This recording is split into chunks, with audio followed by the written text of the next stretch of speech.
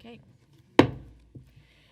This regular meeting of the Board of Education for July 2nd, 2019 is called to order. Welcome to everyone present and to our television viewers. For tonight's meeting, any item that will be voted on this evening has been posted. This meeting is being televised live and will be replayed throughout the next 2 weeks. Please check the board website for replay times. This meeting is also being streamed live on our PPS TV Services website. We also have interpreters with us. We do not have interpreters with us. Never mind. Okay, before we proceed, board members, are there any items you'd like to pull from the business agenda for a separate discussion and vote? Okay. So, we'll move right into student and public comment. Do we have any student and public comment? No. No. Okay. So I will skip all of that. Okay. Superintendent Guerrero, would you like to provide your report? Certainly, Chair. Good evening, directors. I'm going to be brief tonight. At our last meeting, I described a lot of activity that staff is busy, mainly of a planning nature. That includes ensuring that we fill all of our leadership vacancies. I think communities have noticed our, on a rolling basis, a lot of principal announcements. There were several more today. Interviews are continuing. Our principal supervisors are busy working with community stakeholders and interview panels to identify for our remaining principal and assistant principal vacancies. Recall that we added a number of assistant principal positions, so we're at this point now continuing to fill and identify candidates for those slots.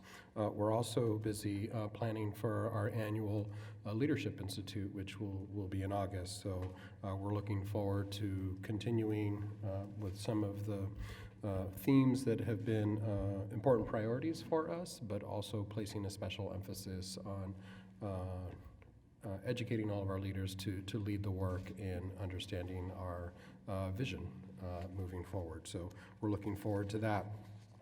The adults won't be the only ones busy learning this summer. We do have about 3,000 students who are participating in our Summer Scholars Program. I had a chance to visit them this past Friday, spent the morning. Thank you, David Holm, for the tour. We were able to visit a great number of classrooms and was pleased with the work that was happening and across many different courses that our students are taking at Benson. I observed students coming from our high schools all over the district. In one particular social studies class, they took advantage of the opportunity of having the superintendent visiting, so they had prepared some interview questions, so we engaged in a lengthy conversation. And some of the observations that they shared, which frankly I agree with, is how do we continue to expand extended learning opportunities for secondary students, frankly students at all grade levels. What would it look like if we offered summer scholars and summer school and extended learning courses at all of our comprehensive high schools, as well as evening programs? So we had a great discussion. They talked about the importance of access and eliminating transportation barriers by thinking about in the future how we think about expanding that beyond one comprehensive hub. But it's nice to see 1,500 students from our various high schools participating in each of the 2 sessions that we're offering this summer. Also looking forward to the Summer Arts Academy kicking off at Tubman, so stay tuned for more information on that. There'll be a culminating showcase at the end of that experience for our students. And then the other thing I wanted to mention is, I'm sure you're aware, the public's aware that the 2019 legislative session just ended over this past weekend. It's worth mentioning because I think there were a lot of high points there for K-12 public education. Not only the passing of the Student Success Act, which will provide for additional funding a year from now, but it also included some crucial student safety bills, multifamily zoning that we think will have implications for our neighborhood schools. And I wanted to make sure and give a special shout out to our Director of Government Relations, Courtney Wessling, who helped lead the team down in Salem, along with many other of our advocates, and helped ensure that bills important to PPS stayed on track. And lastly, just want to acknowledge our new board directors for joining us at the dais this evening. Earlier, we were able to celebrate and participate in their swearing-in ceremony. So welcome to new PPS directors, DePass, Lowry, and Scott. Thank you in advance for this important voluntary service and commitment that you make to the students of Portland Public Schools. Last night, we had the opportunity, senior staff, to dive into a little bit of evening orientation about sort of what it takes to operate a $1.3 billion organization with 9,600 employees, which actually represents one of the biggest companies, if you want to look at it that way, in the region. So thank you for letting us take that first kind of download with you on how our organizational structure works as we get, as you continue to get to know all the ins and outs of PPS. So welcome. That's all I have for tonight, so that concludes my report. Thank you. So the next item on the agenda is election of board leadership. And this is actually sort of the principal reason to have this meeting. Before we move to that, I'd like to give take just a few minutes to review what happened over the last school year. It was another very busy year, and I think there's a lot that we have to be proud of. An awful lot of work was done. A lot of work remains to be done, but we are, I think we're making real progress, and I want us to acknowledge what we managed to do in a relatively short but busy year. So I'm just going to tick off a bunch of things. Despite a large projected shortfall and continued inadequate funding from the state, we passed a more transparent and understandable budget that included targeted investments to rebuild long-neglected foundational areas that are critical to improving student outcomes. It included a staffing model based on principles of real equity, prioritizing schools and programs serving historically underserved and highest need students. We continued development of a core curriculum, development of a multi-tiered supports and services, special education, professional development, work on creating a climate curriculum, work on creating expertise in dyslexia and training teachers to respond to students with dyslexia. We're well on our way to creating a master plan for arts pathways throughout the district, and we've got the initial phases of developing and implementing a full district-wide plan for college and career readiness opportunities for the first time. That's just the first category. We opened 2 new middle schools and stabilized a third. Which was a huge effort for many, many schools across the district that improved educational opportunities for about 2,000 students. We completed a comprehensive community process that produced an ambitious and inspiring vision for PPS that will guide the development of a multi-year strategic plan this fall. We've completed master plans for Madison, Lincoln, Kellogg, and Benson. We're committed to creating a new dedicated building to house the multiple pathways to graduation programs that will finally provide high-need students with the specialized learning environments they need and deserve. We settled contracts with labor partners, and most notably, we extended the PAT contract for 1 year. And through a successful IBB process, interest-based bargaining process, we secured contractual changes that were recommended by the Whitehurst investigation to enhance the district's ability to protect student safety. We successfully pursued an ambitious legislative agenda, as the superintendent just pointed out, it was, I have heard from several sources in Salem that the fact that we weighed in on some items actually helped propel their passage. So just to call out a few. Senate Bill 155 significantly enhanced student safety in Oregon, including a redefinition of sexual misconduct and substantial investments in TSPC, DHS, and ODE that will improve the capacity for investigations. We joined a coalition that successfully lobbied for the Student Success Act and the first step in major corporate tax reform to redress 30 years of disinvestment in public education. We joined with others to support landmark housing legislation to open up options for affordable housing for our students and families. And locally, we worked with the city to preserve the district's capacity to protect students and agreed to work with the city to redesign the SRO program to address student and community concerns. We also helped to spearhead local opposition to the proposed expansion of I-5 based on health and safety concerns, the risk to Harriet Tubman Middle School, and its implications, the implications of an interstate expansion for climate change. And finally, last but not least, over the last 6 months, the board has embarked on a major effort for professional development and improving the way the board conducts its own business. I'm hoping that we will continue that going forward. We will be in Boston at a conference with other school boards across the country, and we'll be learning about different ways to organize our work, ways to kind of keep the main thing, and focus on student outcomes as the guiding principle for everything that the board does. So that's my little list of things that we accomplished over the last year. So, Madam Chair, if I may, I just want to say that's a really impressive list, and there's nothing on that list that doesn't have your fingerprints on it, and maybe a couple of your edits. Maybe more than a couple.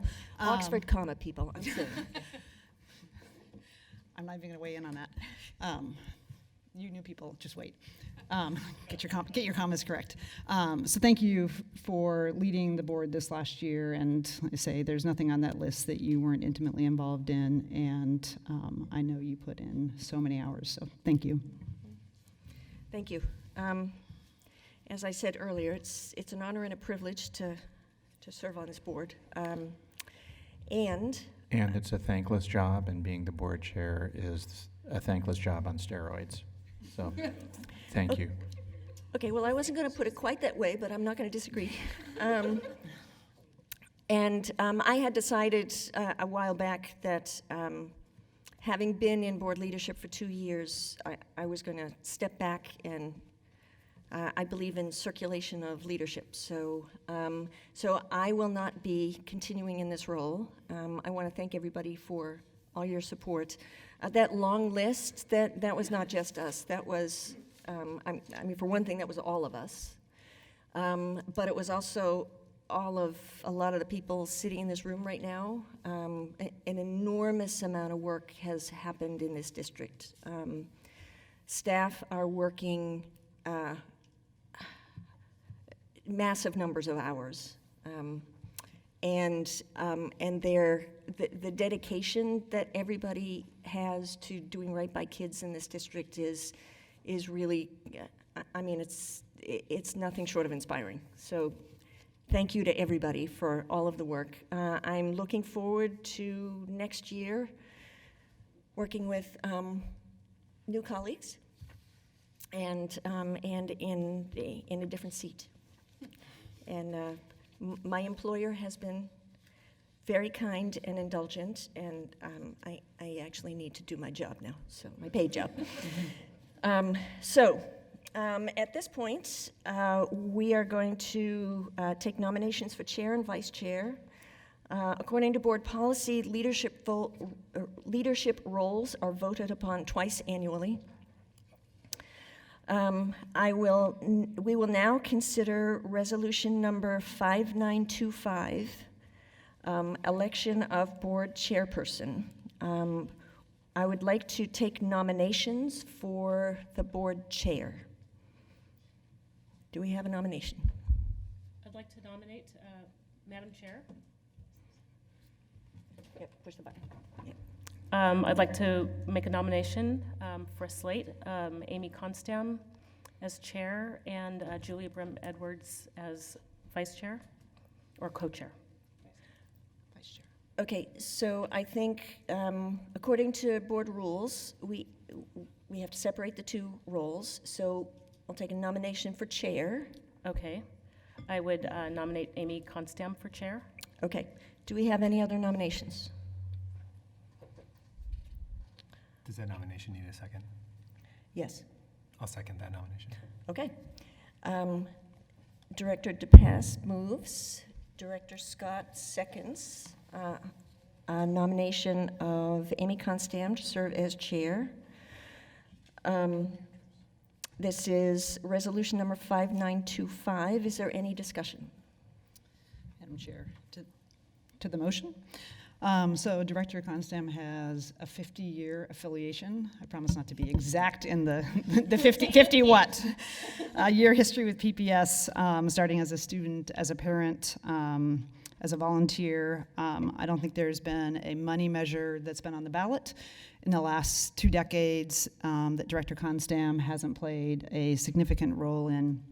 And but not just on money issues, when kids were being shortchanged in some particular way by the district or getting an inequitable treatment, Director Constam stepped up, whether it was through the Parent Coalition or any number of other parent-led initiatives we've had. I think that you're going to be a really strong and student-focused leader, and I think it's going to be a great 6 months and probably a year.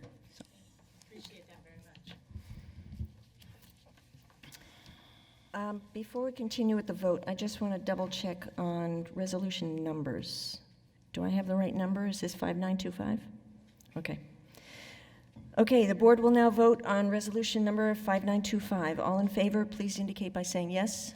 Yes. Yes. All opposed, say no. Any abstentions? Resolution number 5925 is approved by a vote of 7-0.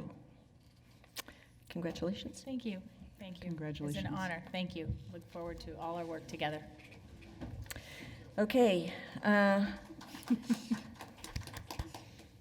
Next, we'll move on to election of the board vice chairperson. Do I have a nomination? I move to nominate Julia Brim Edwards as vice chair. Do I have a second? I'll second. Okay, Director Constam moves, Director Scott seconds a motion to elect Director Brim Edwards as vice chair. And I'd like to take do I have to do a separate motion on the resolution, or? I think you can acknowledge that this is Resolution 5931. Okay. It has been moved. Okay, so is there any board discussion of resolution number 5931? Okay, the board will now vote on resolution number 5931. All in favor, please indicate by saying yes. Yes. All opposed, say no. Resolution number 5931 is approved by a vote of 7-0. Congratulations. Thank you. I'm looking forward to working in leadership with you, Director Constam, Right back at you. and the rest of the board. Okay, we'll move on to the business agenda. The board will now consider the remainder of its business agenda. Ms. Huff, are there any changes? Yes, we withdrew 5924. Okay. Do I have a motion and a second to adopt the revised business agenda? So moved. Second. Director Scott moves and Director Constam seconds the adoption of the business agenda. We got to get our Scots right. This is going to be so complicated. What did I say? Oh, Director Bailey. Sorry. Yeah, this is going to be confusing. Sorry. Well, Madam last Chair, year we had Julia and Julie, so, you know. I think I just hope you get blamed for all the proper stuff. the board clerk and board manager are conferring about the amendment or lack thereof to the business agenda. So just a moment while they are conferring. Okay. We can talk about how we're going to resolve the Scott issue.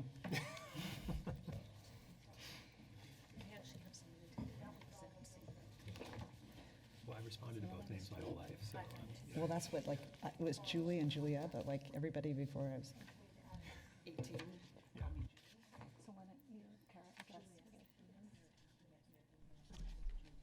we're adding back 5924, which is the field trips. Sorry, we're going to add back in 5924, Which is the field trip. which was the field trip. We withdrew the contract for musical choral, We withdrew the contract for musical choral. the contracts. Sorry. Okay, so do I need to do the motion? I think you should do it one Okay. more time. Okay, so we're looking at a business agenda that is not changed. Do I have a motion and a second to adopt the business agenda? So I'm confused. Is 5924 back in? Yes. Okay. It's So moved.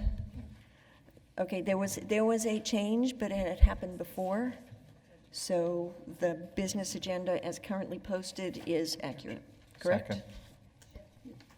I think As what is happened, As is posted on the webpage? No, this is the one that's on there. Do I need to change it before we can proceed? as I understand it, Okay, I don't know. Okay, we're going to take a 5-minute recess while we sort this out. Sorry.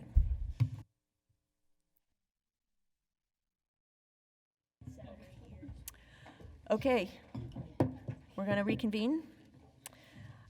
So we have Have we withdrawn all those motions? no, we have not. Hang on. Okay, so we have resolution number 5931. No, we have the business agenda has been moved and seconded. I would ask for an amendment to the business agenda that adds back resolution number 5924. I move that we add Resolution 5924 back to the existing business agenda. Do I have a second? Second? Okay, Director Constam moves, Director DePass seconds, a resolution to amend the business agenda to add back resolution number 5924. Do I have any discussion? Can you quickly review what that is? Because I don't have that. in Okay, the numbers. resolution 5924. Read it early in the week, but the numbers. Okay, 5924 is authorization of a student trip for athletics. Okay. It was taken off the business agenda in error. So we're adding it back. Okay? Any other discussion? Okay, all in favor of the amendment to add back 5924, please say yes. Yes. Opposed, say no. Any abstentions? Okay, the amendment passes by a vote of 7-0. Okay, now we're going to go back to the underlying motion, which is already on the table, to approve the business agenda as amended. Any discussion? Okay, all in favor of adopting the amended business agenda, please say yes. Yes. Anyone opposed, say no. Any abstentions? Okay, the business agenda is approved by a vote of 7-0. Okay. Next item. Are there any board, committee, and conference reports?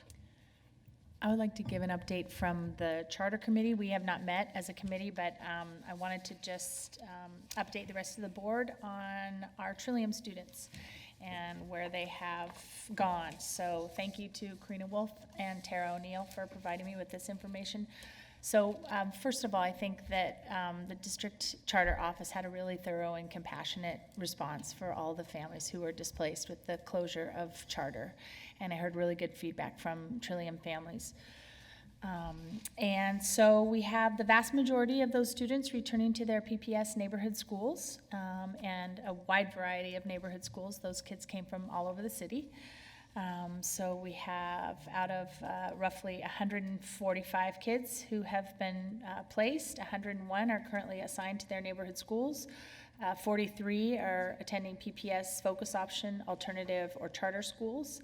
And there, as of last week, there's only just a handful of kids, 6 or 7, who haven't yet determined what they're going to do. But I know the charter office worked really hard to help families find the right fit at all those grade levels, because Trillium was K through 12. So I want to commend them for that, and it was something that was important to me to know after going through that process that was so painful and difficult in the spring of closing Trillium. But we wish all those kids and families well in their new homes, in their new schools. Thank you. I have just two things to note. First, from the Policy and Governance Committee, we're working through 2 drafts of big policies. One is the student discipline and healthy substance-free schools, and the second is the professional conduct between staff and students. So both of those, for the new board members, those will be coming to the full board for first readings. Pardon? It's 3 policies. Yes, you're right, it's 3. I always put the student discipline with the other one together. So we've got 3, and hopefully those will be coming to the full board for first reading soon, or for another first reading in case of the professional conduct policy. And then we also, we really worked the leaving board members last week by having them come to committee meetings. So we also had an audit committee meeting last week where the bond performance auditors joined us along with staff and the committee members to sort of finalize the bond budget gap audit that has been done, and there'll be a full report that goes to the full board to wrap that up.